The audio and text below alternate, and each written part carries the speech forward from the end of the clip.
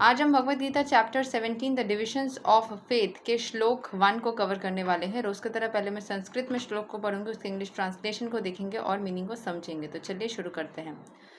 अर्जुन उवाच ये शस्त्रा विधिम उत्सृज्या यजन्ते श्रद्धयन्विताः तेषां निष्ठा तु का कृष्णा सत्वाम अहो रजस्तमाम।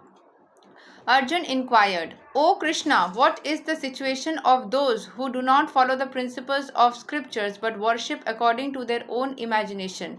Are they in goodness, in passion or ignorance? तो अर्जुन ने पूछा भगवान श्री कृष्ण से कि जो लोग प्रिंसिपल्स ऑफ स्क्रिप्चर्स यानी कि जो हमारे डिवाइन जो बुक्स है उसको सही से फॉलो नहीं करते, उसके प्रिंसिपल्स को फॉलो नहीं करते, ठीक है, लेकिन वर्शिप करते हैं अपने हिसाब से, अपनी इमेजिनेशन को सोचते हुए ही भगवान की को पूछते हैं, क्या वो सही रास्ते में है? ये पहले श्लोक में उन्होंने पूछा।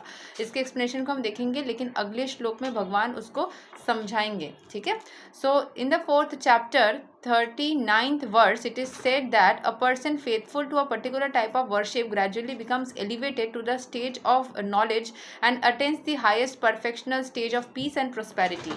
So जो इंसान फेथफुल होता है, एक पर्टिकुलर टाइप ऑफ पूजा करने में फेथफुल होता है, वो एलिवेट होता है, ऊपर उठता है to the stage of knowledge, धीरे धीरे उसकी ज्ञान बढ़ जाती है एंड वो highest perfectional stage of peace and prosperity को अटेंड करता है, वो शांति और प्रोस्पेरिटी को अटेंड कर लेता है। In the 16th chapter it is concluded that one who does not follow the principles laid down in the scriptures is called an asura, demon, and one who follows the scriptural injunctions faithfully is called a deva or demigod. Now if one with faith follows some rules which are not mentioned in the scriptural injunctions, what is his position? This doubt of Arjuna is to be cleared by Krishna. Are those who जो मतलब rules को follow नहीं करता है वो असुर है, जो रूल्स को फॉलो करता है वो देव है, लेकिन जो रूल्स को फॉलो नहीं करते लेकिन अपने हिसाब से भक्ति को जताता है उसका क्या पोजीशन होगा, ये डाउट अर्जुन का है, ठीक है। Are those who create some sort of god by selecting a human being and placing their faith in him, worshipping in goodness, passion or ignorance, do such persons attain the perfectional stage of life? Is it possible for them to be situated in real knowledge and elevate themselves to the highest perfectional stage? Do those who do not follow the rules and regulations of the scriptures but who have faith in something and worship gods and demigods and men attain success in their effort? Arjun is putting forward this question. So Arjun के बहुत सारे questions है, क्या क्या है एक एक बार देख लेते हैं।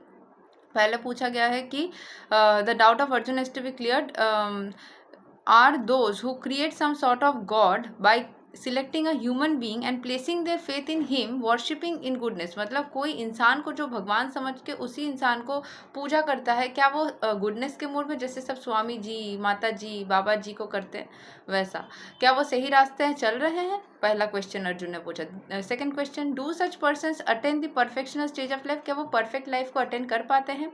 Is it possible for them to be situated in real knowledge, क्या उनके लिए ये पॉसिबल है कि वो रियल नॉलेज में सिचुएटेड हो and elevate themselves to the highest perfectional stage, और उनको हाईएस्ट परफेक्शनल स्टेज में वो जा पाए?